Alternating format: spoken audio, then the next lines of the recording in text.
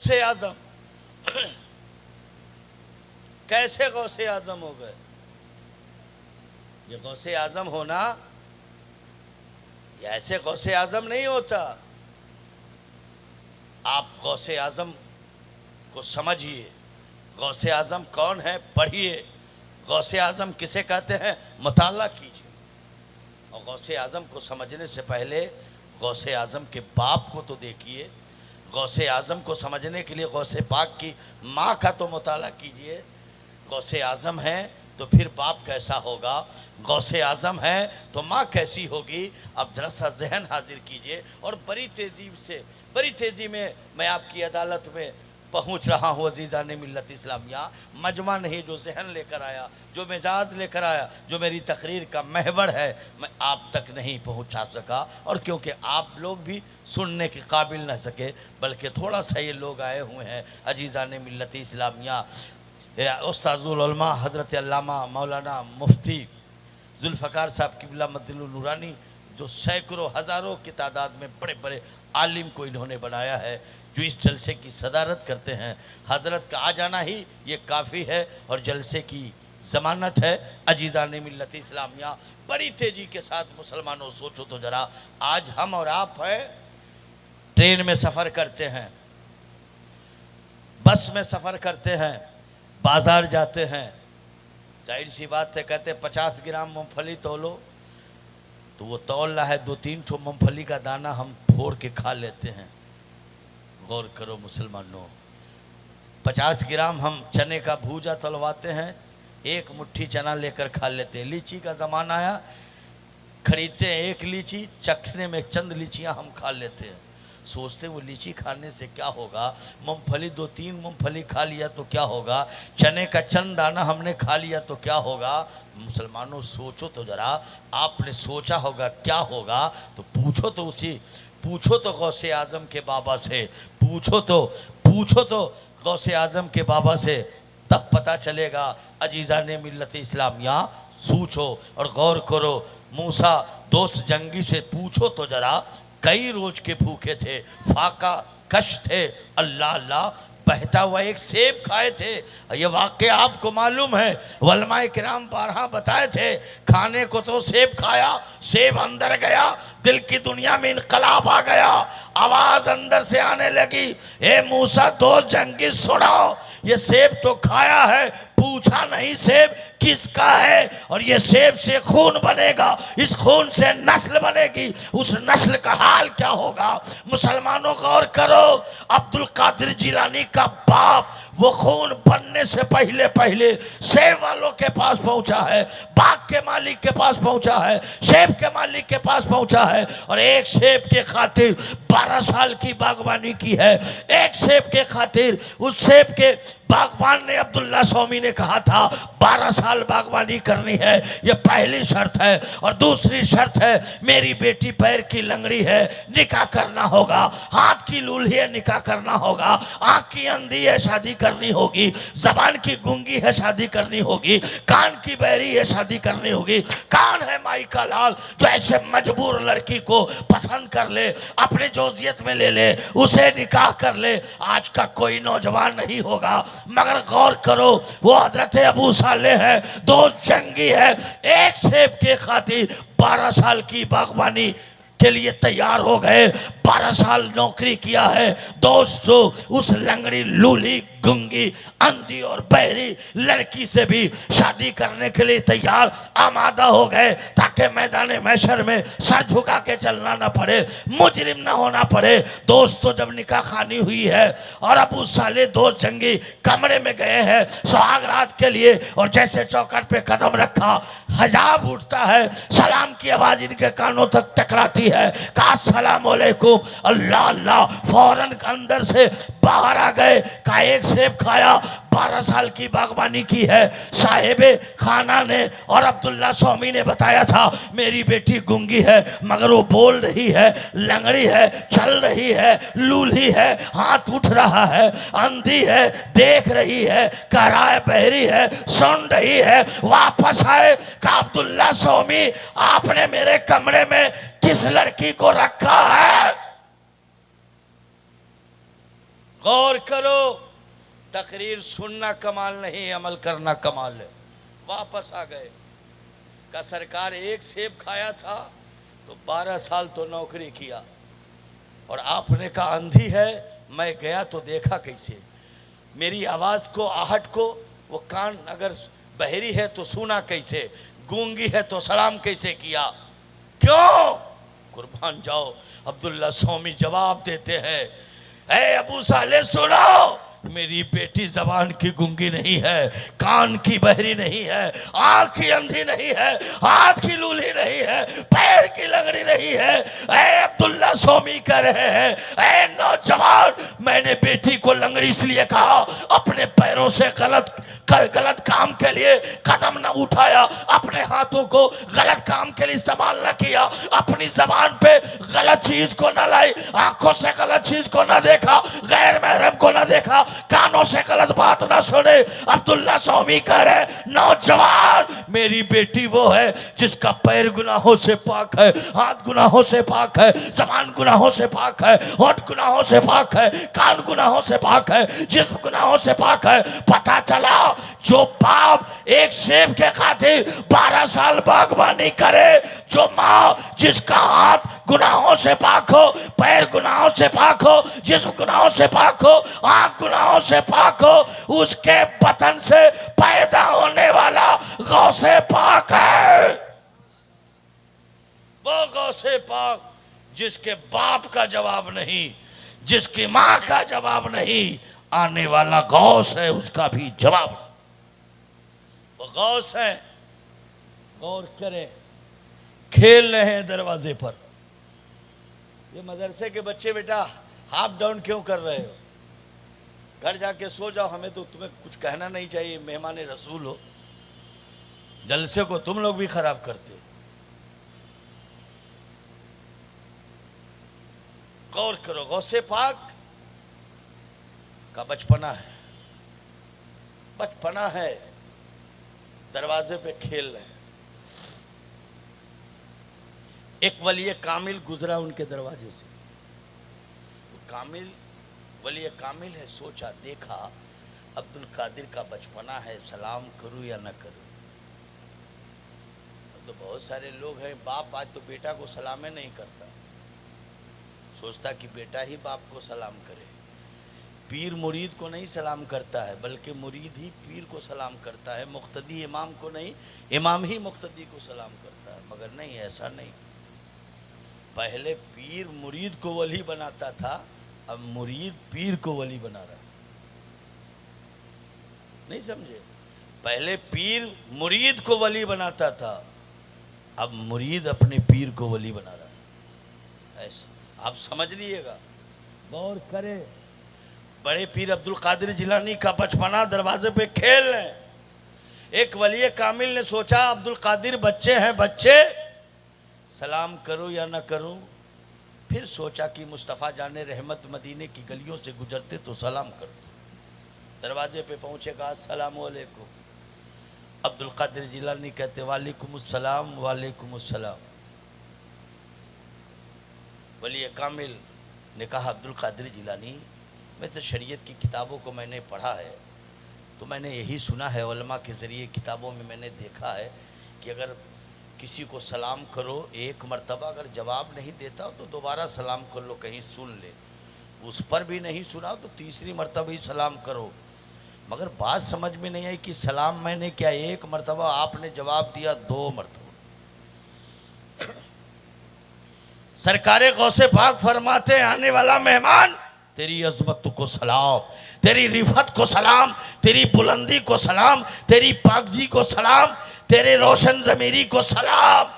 मैंने भी शरीयत के दायरे में मैंने सलाम किया है, हमें भी मालूम है सलाम करो, और जिसको सलाम करो ना सुने दोबारा सलाम करो। मगर ऐसा हम भी कह रहे हैं कि सलाम 1 मर्तबा करो, जवाब 2 मर्तबा दो। मैंने जो सलाम का जवाब 2 मर्तबा दिया है वो शरीयत के दायरे में दिया है। का गौसे आजम ये फलसफा समझ में नहीं आया? का आने वाले नौजवान, आने वाले रोशन ज़मीर, अहले इल्म, अहले दिल, मैंने शरीयत के मुताबिक जवाब दिया। कहा कैसे? कहा एक रोज आप मेरे दरवाजे से गुजर रहे थे, मेरी माँ दहलीज पर थी, अंदर जा रही थी और मैं माँ की सिकम में था, आपने सलाम किया। आपने सलाम किया, मगर मेरी माँ सलाम ना सुन सकी। मैं आपके सलाम को सुना, मैं चाह रहा था तेरे सलाम का जवाब दो। अगर पेट में मैं बोलता, माँ के सिकम में बोलता, हो सकती है माँ लर्ज़ा बरंदाम हो सकती है, माँ कहीं डर जाए, खौफ में आ जाए कि सिकम का बच्चा बोल रहा है। ऐ आने वाला मेहमान सुनो, आज जो मैंने सलाम का जवाब दिया है वो आज के सलाम का जवाब, और दोबारा जो दिया है माँ के सिकम का जवाब दिया है। पता क्या चला? गौसे पाक माँ के पेट में है, आने वाले को भी देख रहे हैं, पहचान रहे हैं, जान रहे हैं, मालूम कर रहे हैं। जब अब्दुल कादिर ऐसा है तो मेरे मुस्तफा कैसे? गौसे पाक का बचपना खेल रहे, और क्या खेल खेल रहे? बच्चों से तो कहते थे कि मर जा, तो सारे बच्चे जिंदा आंख बंद करके सो जाता है। और कहते जिंदा हो जा, तो सारे बच्चे तो जिंदा थे ही, सिर्फ आंख बंद डिब्बा गायब। कहते थे जिंदा हो जा, तो सबसे जिंदा था, आंख बंद करके सिर्फ सो गया था, खड़ा हो जा। यही है, मर जा सब सो जाए, जिंदा हो जा सब खड़ा हो जाए। जब जिंदा था,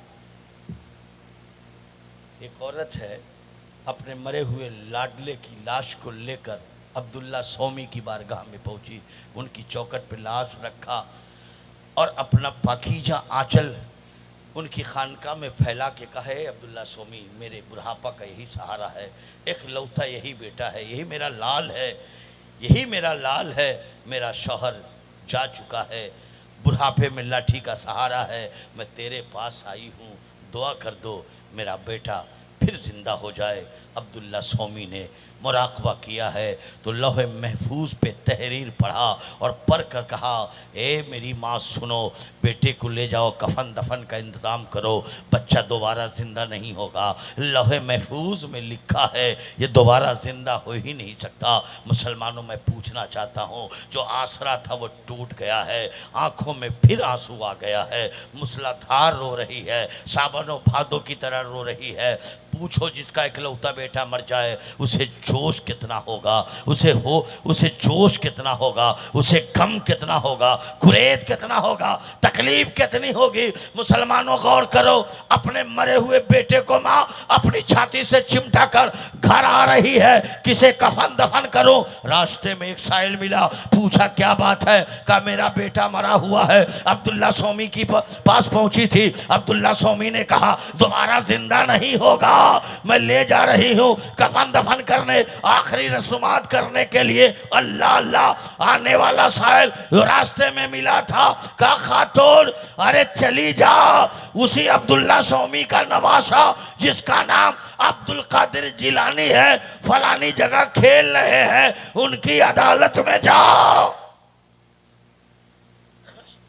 वो औरत मरती नहीं, क्या नहीं करती, उसे तो सोचना चाहिए था। नाना कहे लहे महफूज में लिखा है दोबारा जिंदा नहीं होगा। नवासा जिसका नाम अब्दुल कादिर जिलानी है, बचपना है, जब नाना की दुआ से जिंदा नहीं हुआ तो नवासे के कहने से जिंदा, मगर मरती नहीं, क्या नहीं करती है, घर नहीं जाती है। पता चला कि अब्दुल कादिर जिलानी फलानी जगह खेल रहे हैं।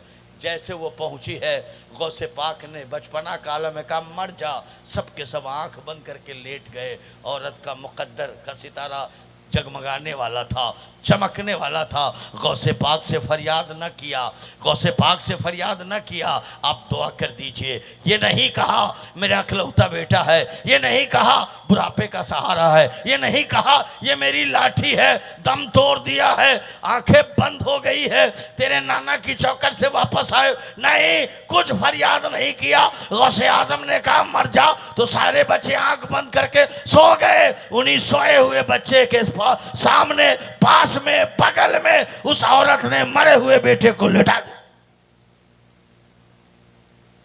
और अब्दुल कादिर जिलानी कहते जिंदा हो जा।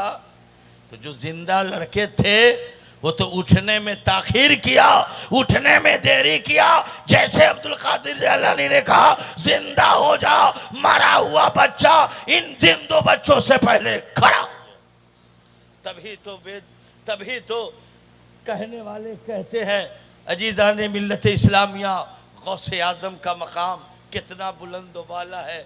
बेदम यही तो बेदम नहीं क्या है वो शेर शहजीला के फ़ज़ाइल आसी, क्या पूछते हो शहजीला के फ़ज़ाइल आसी, हर फजीलत के वो जामे है नबूवत के सर। वो गौसे आज़म है मेरे प्यारे दोस्तों, बचपना है आपने देखा, गौर तो करो, सोचो जरा, समझने की कोशिश करो मेरे प्यारे दोस्तों, वही गौसे आज़म है। अल्लाह अकबर खिताब फरमा रहे हैं। और दोस्तों आज तो लाउड स्पीकर से हम लोग 1 लाख के मजमे को कवर नहीं कर पाते हैं, मगर मेरे प्यारे दोस्तों सरकार गौसे पाक जब खिताब फरमाते थे तो 70,000 लोग सुनने आया करते थे। और जो 70,000 मजमे में जो किनारे होता उसको भी उतना ही सुनाई देता, और जो गौसे पाक के करीब होता वो उतना ही सुनता। दोस्तों करीब वाले को भी वही सुनाई देता, दूर वाले को वही सुनाई देता। मगर उस 70,000 के मजमे में एक आदमी ऐसा बैठा है, तकरीर सुन रहा है, जी चाह रहा है तकरीर छोड़ के ना जाऊं, मगर रफ़े हाजत की ज़रूरत पड़ गई, बेचैन है। अगर रफ़े हाजत के लिए बाहर जाता हूं तकरीर नहीं सुन पाऊंगा, अगर तकरीर सुनता हूं तो कपड़ा ख़राब हो जाएगा, इसी हेचोपेच में पड़ा हुआ है, सोचने पे मजबूर है करूं तो क्या करूं। ये तकरीर छोड़ता भी नहीं है, और तकरीर नहीं छोड़ता हूं कपड़ा गंदा हो जाएगा। इसी दरमियान सोच ही रहा था, गौसे पाक की नज़र 70,000 के मजमे पे पड़ी है, उस बेचैन मुसलमान पे नजर पड़ी है। अब्दुल कादिर जिलानी ने अपनी चादर फेंक दिया है, और जैसे चादर उसके सर पर है दोस्तों मजलिस में भी है, मैदान में भी है। मजलिस में तकरीर भी सुन रहा है, रफ़े हाजत भी कर रहा है। मजलिस में है, तकरीर सुन रहा है, रफ़े हाजत कर रहा है, तकरीर सुन रहा है, पाकी हासिल कर रहा है, तकरीर सुन रहा है, फारिग हो रहा है। अल्लाह अल्लाह। और जब चादर हटाया है तो देखता क्या है, मैं जिस मजलिस में जहां बैठा हूं वहीं बैठा। गौर करो गौस। मैं पूछना चाहता हूं, जब नौजवान तकरीर की महफिल ख़त्म हुई है वहाँ से चला है, तो उसी रास्ते में जहाँ रफ़े हाजत किया था देखा कि मैंने यही रफ़ा हाजत किया हूँ, यही मैंने अब दस्त किया है। मैंने जो तस्वीर एक दरख्त में लटकाई है वो तस्वीर यहाँ मौजूद है। कुर्बान जाओ दोस्तों, गौसे पाक की अज़मतों को सलाम करो। गौसे पाक चादर डाल दे तो मजमा में भी रहे, मजमे के बाहर भी रहे, ज़रूरियात से भी फारिग रहे, और तकरीर भी न छूटे। मुसलमानों ये गौसे आज़म है कि गौसे आज़म पर जिसका करम हो जाए वो मजलिस में भी रहता है, मजलिस के बाहर भी रहता है। गौसे आज़म की बारगाह में आने वाली एक औरत है, अर्ज करती है सरकार 7 बच्चियों की मैं माँ हूं, 7 बच्चियों की माँ हूं, माँ हमल ठहरा है। शौहर ने कहा है कि इस बार अगर बेटा पैदा न हुआ तो मैं तुझे तलाक दे दूं। बस ख़त्म कर ही देता हूँ। दरूद पाक पढ़ लीजिए, अल्लाहुम्मा सल्ली अला सय्यिदना मौलाना मुहम्मदिन व बारिक वसल्लिम सलातु व सलाम अलैका या रसूलल्लाह। जब ख़त्म की बात आई है, बहुत करम आपने किया है।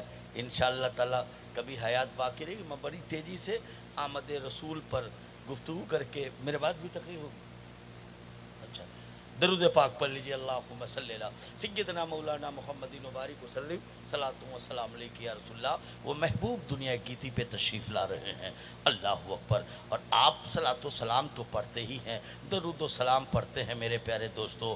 12 रबीउल शरीफ में आप झंडियाँ लगाते हैं, अगर आपने नहीं लगाया हो तो मैं आपसे कह रहा हूँ कि आप झंडी लगाया कीजिए। झंडी लगाना मैं बताना चाहता हूँ बड़ी तेजी से मुसलमानों, जब चुनाव का दौर आता है तो आपने देखा होगा किसी के दरवाजे पे झंडा आप देखते हैं तो झंडे से पहचानते हैं ये कांग्रेस का झंडा है, ये कांग्रेसी है, ये ममता बनर्जी का पार्टी का आदमी है, इसलिए ये ममता बनर्जी की पार्टी पहचान में है, ये राजद की ये पहचान है। हर पार्टियों का झंडा अलग अलग है और झंडे के रंग से, झंडे के कलर से, झंडे पे जो निशान लगा होता है उससे पहचाना जाता है ये झंडा, ये झंडा, ये झंडे से पहचाना जाता है ये भाजपाई लोग है, झंडे से पहचाना जाता है ये कांग्रेसी है, झंडे से पहचाना जाता है तृणमूल कांग्रेसी है, झंडे से पहचाना जाता है ये कम्युनिस्ट वाले हैं, झंडे से पहचाना जाता है ये नीतीश की पार्टी का है, झंडे से पहचाना जाता है ये लालू यादव की राजद पार्टी है उससे है।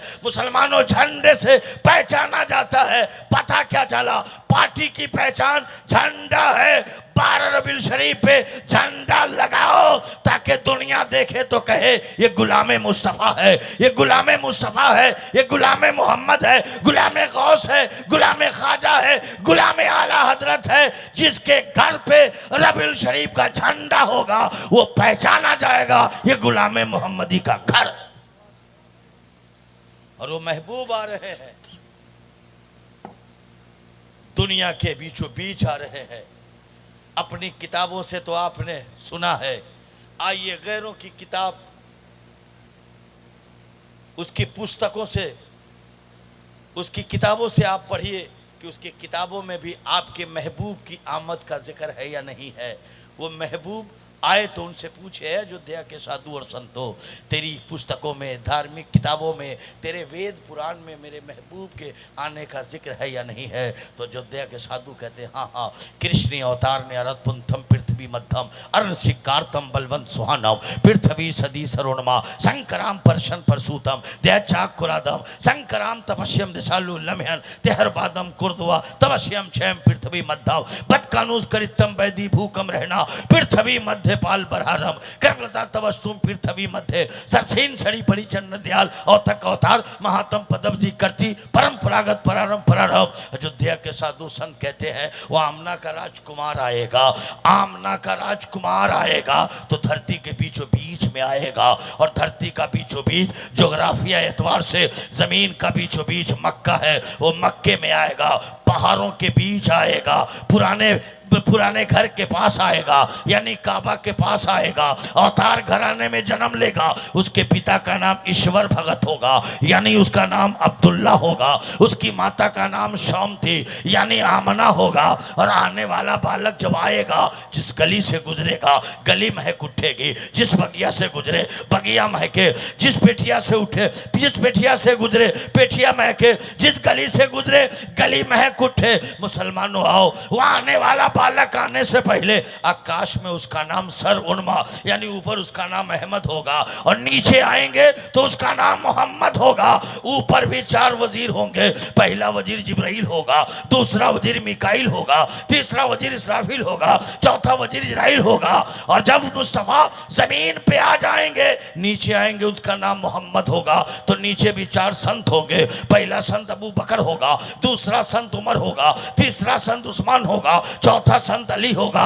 मैंने सोचा वो आने वाला जब बालक आएगा, आने वाला राजकुमार आएगा, आने वाला मालिक दो जहां आएगा, हम कैसे पहचानेंगे? यही आमना का लाल है, यही मालिक दो जहां है, यही रहमतुल लिल आलमीन है। तो कहा उस मुस्तफा की पहचान आसान है, आँख के अंगारों में कदम रख दे और आँख गुले गुलजार हो जाए, उसको इब्राहिम खलीलुल्लाह कहते हैं। अंधे के आँख पर हाथ रख दे, बीनाई आ जाए, उसे ईसा रूहुल्लाह कहते हैं। कंक्रीट जमीन पर एरी रगड़ दे, तलवे से पानी आ जाए, उसे इस्माइल जबीउल्लाह कहते हैं। पत्थर पे ऐसा मार दे चश्मा फूट पड़े, उसे मूसा कलीमुल्लाह कहते हैं। अंगुली की गायों से जो पानी निकल जाए उसको मोहम्मद रसूलुल्लाह कहते हैं। वो मुस्तफ़ा दुनिया गीती पे तशरीफ लाए, शजरो हजर शजर ने मुस्तफ़ा को सलाम किया, अर्श व फर्श ने मुस्तफ़ा को सलाम किया, कायनात का हर जर्रा जर्रा आमद मुस्तफ़ा पर सलाम किया। मुस्तफ़ा आए तो सजरो हजर झुक कर सलाम किया है, काबा झुक गया है, मीनारे काबा झुक गया है, मेहराबे काबा झुक गया है, कल से काबा झुक गया है। मुस्तफ़ा की आमद पर आला हजरत फरमाते हैं जिनके सजदे को मेहराबे काबा झुकी, उन भवों की लताफत पे लाखों सलाम, पतली पतली गुले खुद सकी पत्तियां, उन लबों की नजाकत पे लाखों सलाम। और नबी की आमद पर धर्मपाल कहता है आगोतम भूतलम स्वागतम मंगलम, स्वागतम स्वागतम हे नबी मंगलम, दुखरम सुखरम जीवनम मंगलम, मंगलम हे नबी हे शफी मंगलम, मंगलम कारणम सर्जनम मंगलम, मंगल पुराण दाता महे मंगलम, मंगलम हबीबे खुदा मंगलम, मंगलम सारोम तुरी मंगलम, मंगलम भवामना मंगलम, मंगलम हलीमा सुधी मंगलम, सरावनम मंगलम, पावन मंगलम, मंडिपम मंडितम मंगलम, कौशलम जौहरम, निर्मलम शीतलम भूफलम, जगह मंगलम। है मुस्तफ़ा जिस जमाने में आए उस जमाने को सलाम। है मुस्तफ़ा तेरे माता को सलाम, तेरे पिता को सलाम, तेरे खानदान को सलाम, तेरे आल को सलाम, तेरे गुलाम को सलाम। अल्लाह अल्लाह। मुस्तफ़ा जाने रहमत की आमद पर आला हजरत फरमाते हैं, और आला हजरत फरमाते हैं पतली पतली गुले खुद सकी पत्तियां, उन लबों की नजाकत पे लाखों सलाम। है इस्लाम के शहजादे मुस्तफ़ा जाने रहमत को अपने दिल में जगह दो, मुस्तफ़ा से प्यार करो, अपनी जान से, अपनी माल से, अपनी औलाद से भी बढ़कर। अगर मुस्तफ़ा को चाहा है, माना है, तो जन्नत आपके लिए है। अयोध्या के साधु कहते हैं यहाँ नपक कुछ बात रखो, वेद पुराण सद बाजो, दे शरम फलता सोहाए, सूतल भूमगत सुनो घगराए, समझो सिमता के होवे, सुंदरम दाम अवस्था सोए, सिमत विक्रम के दोहा उनका, महान को कसरत का आज सनेद भू परे दिखावे, अपनी मत सबका समझावे, चित्र सुंदरम संतारे, ताके बंश होवे भवारे, उगम सोए तेजा पारा, तपनिया माउन बुझारा, तब लग सुंदरम छे कोए, बिना उनमा पार न होवे, तमशे मनुष्य में कुंड में खाड़ी, सरत नाम होवे बरादारी। लाख इबादत करो, वो इबादत कबूल नहीं होगी जब तक के मुस्तफ़ा पर दरूद व सलाम न पढ़ोगे। ये वेद कह रहा है, बगैर बगैर उनमा के तू जन्नत में नहीं जा सकते हो, बगैर मुस्तफ़ा पे दरूद पढ़े हुए जन्नत में नहीं जा सकते हो। अगर वेद की तशरीह करो लंबा वक्त लग जाएगा, एक शेर से वेद का मफहूम समझो। अगर जन्नत में जाने का इरादा है तमामी का, गले में डाल लो पट्टा मोहम्मद के गुलामी का। शजरो हजर में मुस्तफ़ा का नाम है, अर्शो फर्श पे मुस्तफ़ा का नाम है, शम्सो कमर में मुस्तफ़ा का नाम है। मैं अयोध्या के साधु संतों से पूछा मेरे महबूब का नाम कहाँ कहाँ है, तो अयोध्या के साधु संत ने कहा सिंधा कम है जोरे जो त्यारीश्वर मोहम्मद है, तरैया है नबी सब पान सब सुंदर मोहम्मद है, फरार 18 चारों वेद के कविवर मोहम्मद है, कथा पूरन करे पूजन मनुष्य मंत्र मोहम्मद है, जगत के हर ऋषि मणि के हृदय भीतर मोहम्मद है, लिखे प्रभात ऋषि प्रेम से घर घर मोहम्मद है, कर्मचारी ब्रह्मचारी पुजारी भगत प्रवंशी, करे ज्ञानी व गंधरी बैरागी, नवदीप पैठमा चारों खंड मा उदासी, उदय से हस्तक जगी जगी उबेनासी, करे केवल जग ओम ओम देवाकर मोहम्मद सल्लल्लाहु अलैहि वसल्लम। चलते चलते मुसलमानों में आपसे गुजारिश करूंगा कि आप जलसे में आइए। अगर आप जलसे में नहीं आएंगे आपकी इस्लाह नहीं होगी, और जब इस्लाह नहीं हो पाएगी तो आपकी ईमान की हिफाजत नहीं हो पाएगी। इतना बड़ा स्टेज, पिंडाल, लाइट, सजावट, वलमाए किराम, जब आप जम्मे गफीर भर जाते तो जब मजमा होता है तो आने वाला खतीब खिताब करता है। बड़ा अफसोस है। हम आपसे गुजारिश करेंगे अल्लाह तबारक व तआला हमारे और आपके गुनाह सगार गुनाह कबार को माफ़ फरमाए और हम सब के कल्ब को मनोर मजल्ला फरमाए।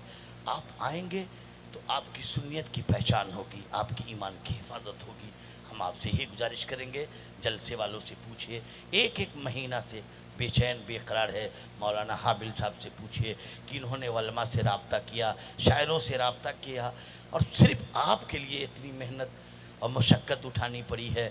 और हमारी जमात का वो शेर नर उस्ताद उलमा हज़रत अल्लामा मौलाना मुफ्ती जुल्फ़िकार अली साहब क़िबला मदजिल्लो वाली की सदारत में जो जलसा हम और आप उस जलसे में शामिल हाल हुए हैं, हम आपसे गुजारिश करेंगे कि आप जहाँ भी जलसा हो जाइए, और जाइए तो वलमा की ज़ियारत भी कीजिए, और वलमाए किराम जो दीनी गुफ्तगू और दीनी पैगाम आप तक पहुँचाए तो उस पर अमल पैरा हुई। हम आपसे ही गुजारिश करेंगे। आप अखबारों में न्यूज़ पे आप देखा है कि मुसलमानों की क्या पोजीशन है इस मुल्क में, लिहाजा हम आपसे गुजारिश करेंगे काश कि ये मजमा होता और उस वक्त पर हमें बुलाया जाता तो मैं आपकी खिदमत करता। ये अहले बैत व अथार का नौकर है, आला हज़रत का नौकर है। अजीज़ान मिल्लत इस्लामिया, आपने बुलाया ज़रूर, मैंने बड़ी मेहनत और मशक्क़त करके आपकी खिदमत के लिए आया तो ज़रूर, मगर मैं आपकी खिदमत न कर सका। मौला हमें खिदमत करने का मौका दे और हमारी कौम को वलमा की गुफ्तगू सुनकर उस पर अमल पैरा होने की तौफीक रफ़ीक अता फरमाए। आपके बीच जो आपके माशरे में उलमा किराम हो तो हम आपसे गुजारिश है अपने इमामों की ताज़ीम करें, इमामों का ख्याल रखें, उनकी ज़िंदगी का ख्याल रखें, उनकी तनख्वाह का ख्याल रखें। अगर इमाम का पेट नहीं भर रहा है, उसके बाल बच्चे भूखे रह रहे हैं, उनकी ज़रूरियात हल नहीं हो पा रहा है, तो इस ज़रूरत को अगर पूरा नहीं कर रहे हैं तो कल क़यामत के दिन आपसे पूछा जाएगा। हम आपसे गुजारिश करेंगे इमाम का जो मनसब है, इमाम का जो मकाम है, वो एक मकाम को पहचानिए, जानिए, इमाम को मानिए। ये जलसा कराने की वजह क्या है मेरे प्यारे दोस्तों? अगर कोई आलिम बामल किसी गांव में, किसी बस्ती में, किसी शहर में कदम रखता है तो अल्लाह तबारक व तआला 40 दिन तक के उस कब्रिस्तान से अज़ाब उठा लिया जाता है। मुसलमानों, आज हमारी जमात में मुफ्ती जुल्फ़कार अली साहब ऐसी शख्सियत है, इस आबादी में कदम रखा है, 40 दिन तक के आपके कब्रिस्तान से अजाब उठा लिए जाएंगे। अगर आम में से नौजवान जलसे में आया हो और तकरीर सुनकर गुनाह से तौबा कर ले तो 40 दिन नहीं, और सिर्फ गांव नहीं, पूरी दुनिया के कब्रिस्तानों से